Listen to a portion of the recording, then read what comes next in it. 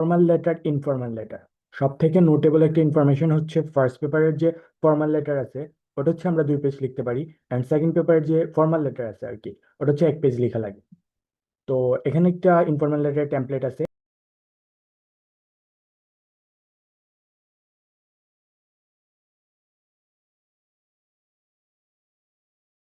এই টেমপ্লেটটা অনেক গুছানো এবং সুন্দর এবং খুবই সহজ, মানে কয়েকবার পড়লে, 2-3 বার পড়লে এটা এমনি মনে থাকবে।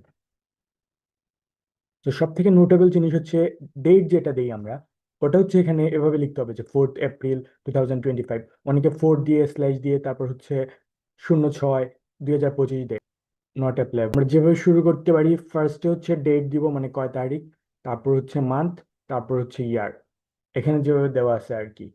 তো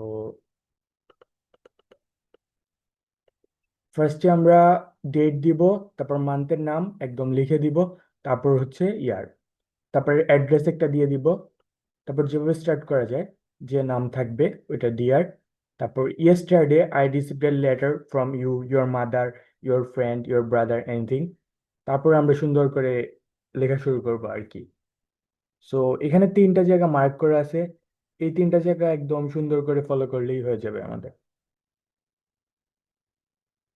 ফার্স্ট হচ্ছে ডেটে অ্যান্ড অ্যাড্রেসে ফোকাস করব, তারপর হচ্ছে ফার্স্ট লাইন, আর একদম লাস্টে হচ্ছে so I urge to put more effort into your matter or your study, anything, এভাবে শেষ করে দিব।